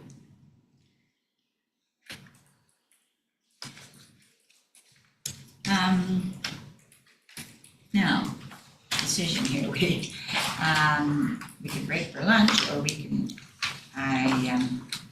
we don't have much to complete either, so maybe we'll push on and we're on to trustee committee reports. Was there anything with connection to governance that trustees attended this month that you wanted to report on? Board policy, Ms. Baldwick, anything else? Well, we met yesterday and we've reviewed several policies that we'll be bringing forward on October 15th. Recognition of Employees Committee, Trustee Pettit. Yes, we did meet on September 2nd and we reviewed some recommendations from the policy committee, just cleaning up some wording, and then the recognition committee also did one change which will come forward to the board for the October 15th meeting, just in response to the staff survey that we did last year. And board planning seminar, Trustee Baldwick. Well, as we've, the board planning seminar has gotten together with our superintendent and we have come up with an orientation for the new board in October.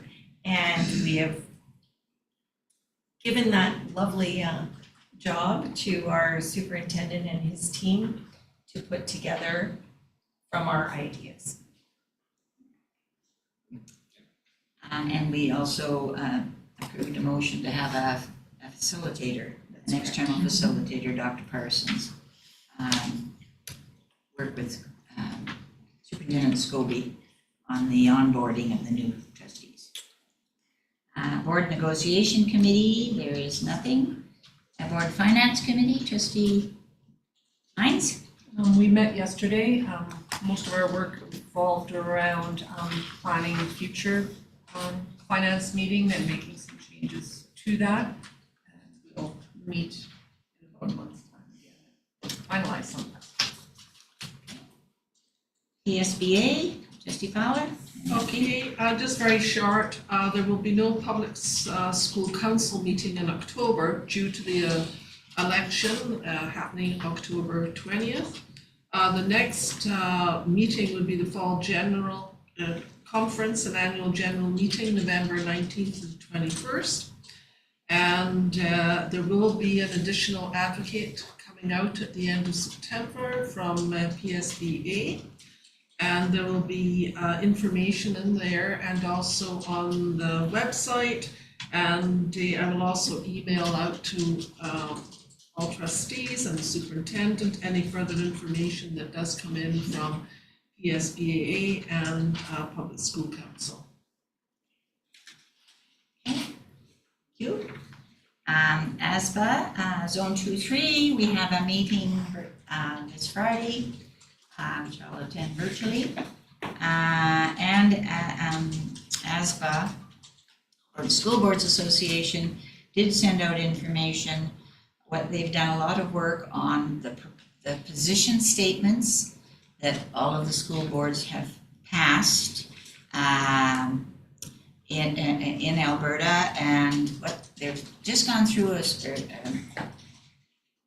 Some improvements to the structure and process, and so what they've been doing is they look at the many positions that have been approved, the statements that have been approved for advocacy on behalf of all the public boards, francophone boards, and separate boards, and they are keeping some, they are refining some, they are merging some where it makes sense, and they are retiring some.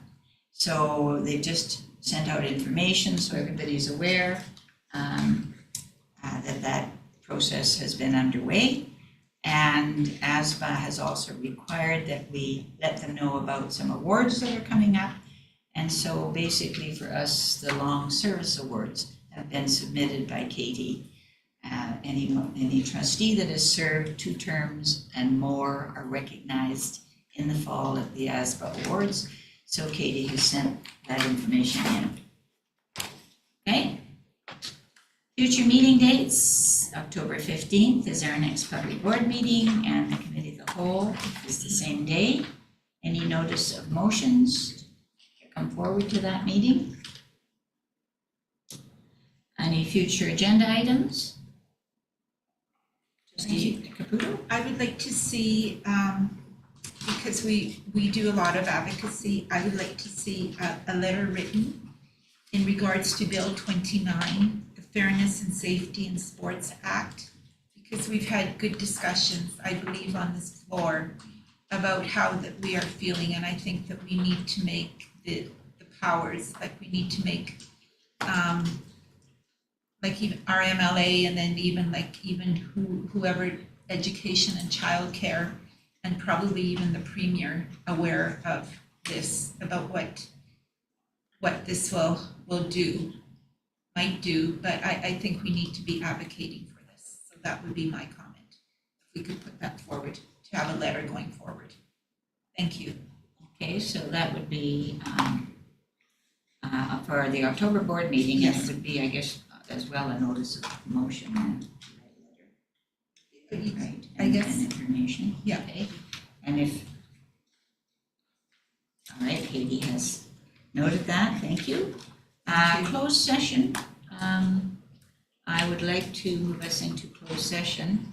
Can I have on labor at 12:15, and probably when we, yeah. So can I have someone move us into closed session at 12:15? Trustee Pettit? All in favor, trustees? All right, and this is with Superintendent Scobie.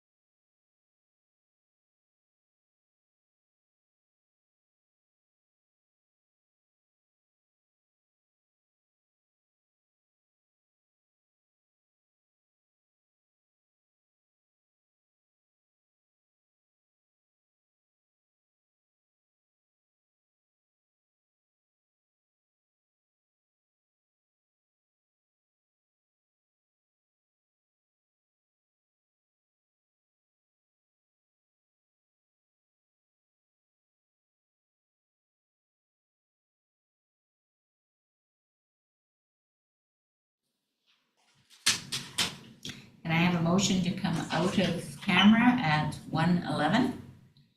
Trustee Bublick, all in favor? Okay, there's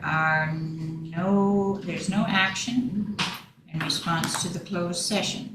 Can I have someone move adjournment? Trustee Caputo, all in favor? All right, thank you. Meeting is adjourned.